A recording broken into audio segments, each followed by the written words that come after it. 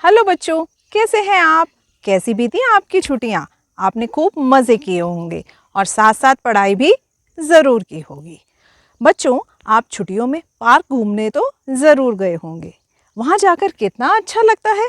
चारों तरफ हरियाली और पेड़ पौधे। आप जानते हैं ना, पेड़ हमारे जीवनदायक हैं। इनसे हमें फल, सब्जियाँ, दालें, अनाज, ईंधन और सांस लेने के लिए ऑक्सीजन मिलती है।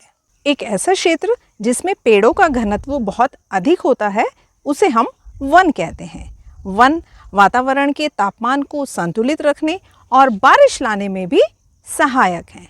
ये बहुत से जीवित प्राणियों का घर भी हैं। तो आइए आज हम इन वनों के महत्व के बारे में जानेंगे। तो आइए बच्चों, अब हम फल वाला पेड़ बनाना सीखते हैं। इसे बनाने के लिए हमें चाहिए colourful pastel sheets, pencil, sketch pen, Fevicol, scale और कैंची।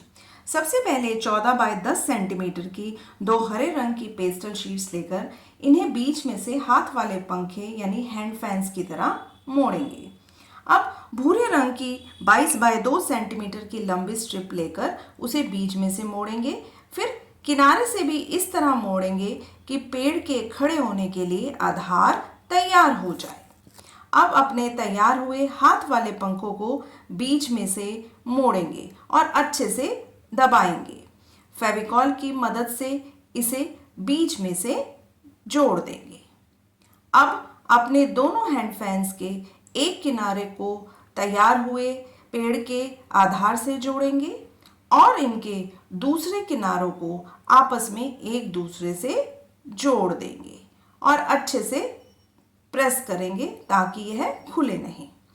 फिर पेड़ के आधार को भी बीच में से जोड़ देंगे।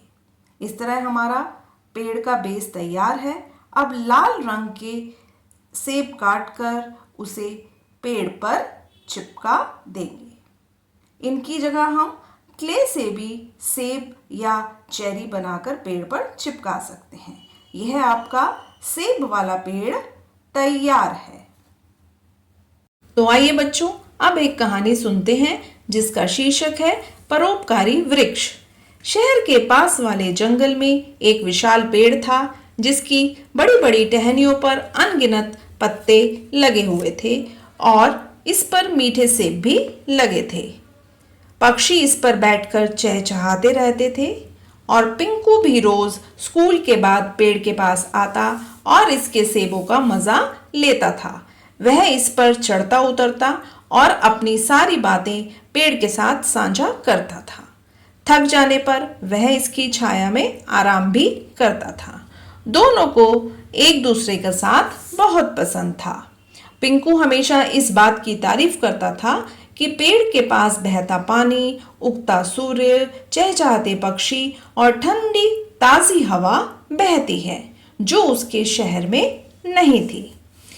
धीरे धीरे समय बीतता गया और पिंकू बड़ा होता गया। उसके नए नए दोस्त बनते गए।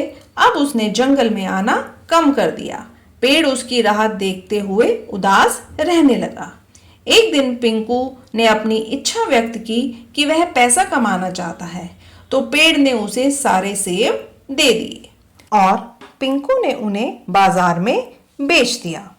इसके बाद लंबे समय तक पिंकू अपने मित्र से मिलने नहीं आया।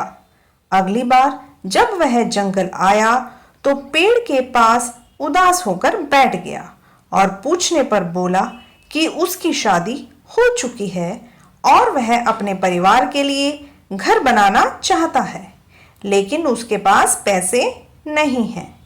पेड़ ने उसे अपनी टहनियाँ और तना काट कर ले जाने के लिए कहा ताकि वह पिंकू को खुश देख सके, लेकिन पिंकू उसके इस प्यार और त्याग को समझ ना पाया। धीरे धीरे समय बीतता गया और पिंकू बूढ़ा होता गया। एक दिन अपने मित्र को ढूंढते हुए वह जंगल आया तो उसने देखा कि पूरा जंगल साफ हो चुका है। वहां पर कोई पेड़ नहीं था। उसे अब सांस लेने में भी परेशानी होने लगी थी और उसे अपनी गलती का एहसास हुआ और उसने अपनी गलती की, पेड़ से क्षमा मांगी। तो बच्चों, इससे हमें यह पता चलता है कि जंगलों का हमारे जीवन में विशेष महत्व है। इनके बिना हमारा जीवन असंभव है। अतः पर्यावरण की रक्षा करना हमारा दायित्व है।